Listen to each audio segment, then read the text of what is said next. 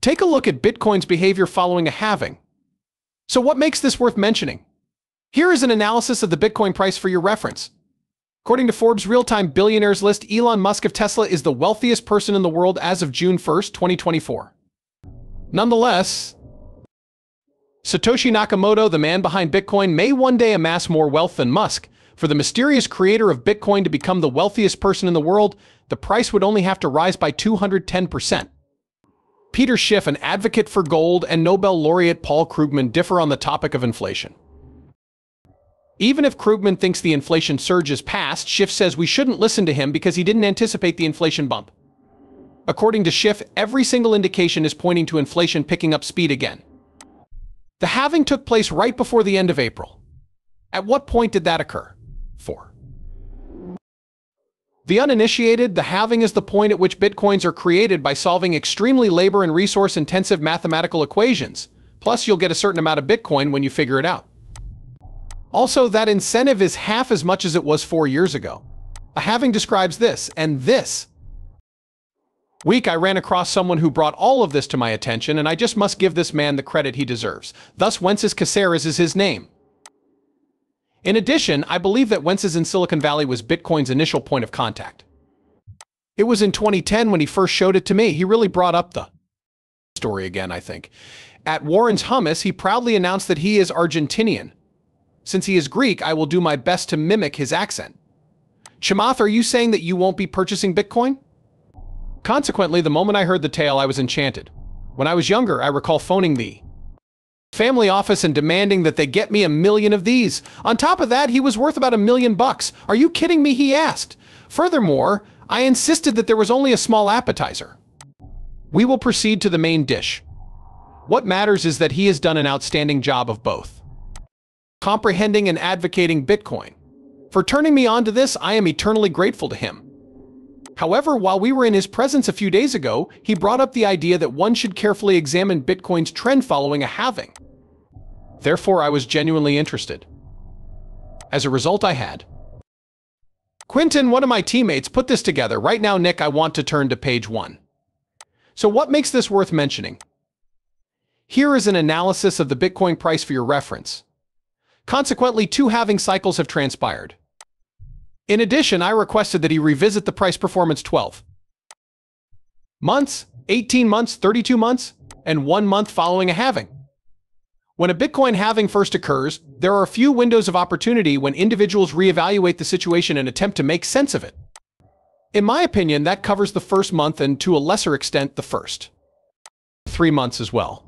However, these irrational price appreciation cycles occur between 6 months and a year and a half after these events. According to this page, the price of Bitcoin rebounded 45 times 18 months after the first halving. Following the second division, it came back nearly 28 times. Incredible returns in such a short time were achieved after the third halving, with returns of about 8 times, before moving on to the next page.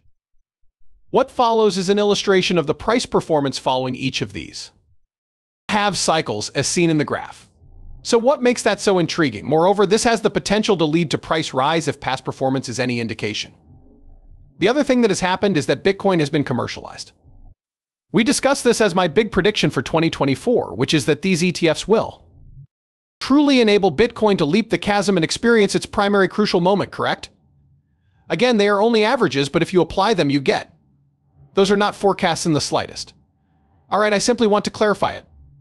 Your money is not being advised by this. That is not investment advice. These are merely gains. We used them and applied them to the Bitcoin price on the following page. You can see the potential outcomes of averaging the last several cycles. This is because the first cycle was really dramatic, and for the sake of clarity, below we will simply perform cycles 2 and 3. When you add up the results from cycles 2 and 3, you can see that there is a significant increase in value. According to Wences' explanation, which is very plausible in my opinion, many nations will never regard Bitcoin credibly regardless of their support for it. The United States could join that group, but there is a growing number of nations that will adopt dual currencies. First, they will examine Bitcoin, and then they will examine their native currency. Furthermore, they will insist that you require both of these items. One, when you're dealing with everyday, arbitrary items and services. Furthermore, a cryptocurrency like Bitcoin is the way to go when investing in long-term assets that must retain some value over time. In my opinion, that is a profound idea.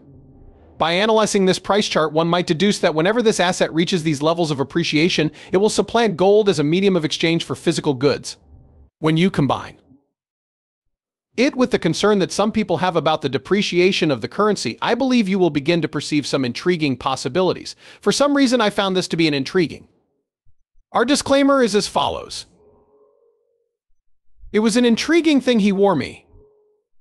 I figured you might be interested to hear that. I'm going to tweak this. For the year, that is your crypto corner, everyone.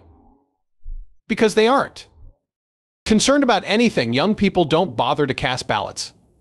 I agree. Still, 50 million Americans hold cryptocurrency. 50 million? Very well. Thus, 5 million votes would be at stake if 10% of them consider it to be their only concern. Enough said. It's not out of the question that 40 million of them come up when you bring up a fundamental aspect of their wealth generation, is it? President Biden, for instance, has advocated for a debt cancellation program to help people get a leg up. That's not a broad problem, because there are as many people who have paid off their debt as there are who do not. And because of this, the issue is limited. As a result, there are many haves and have-nots. Am I correct? Plus, there are a plethora of regulations regarding the distribution of debt relief, etc. No more than 4 or 5 million individuals will feel your touch. I can understand why. 80% of the 50 million people who have decided to protect themselves financially from the establishment and traditional banking systems would go to the polls and cast their ballots, demanding to know which of you will finally leave them alone. And if the response is Trump, then they will all cast their ballots for the president. This is a fantastic, easy-to-understand platform that political candidates should support. I think I've stated it 12 times. Make a complex evaluation tool for investors. How about we?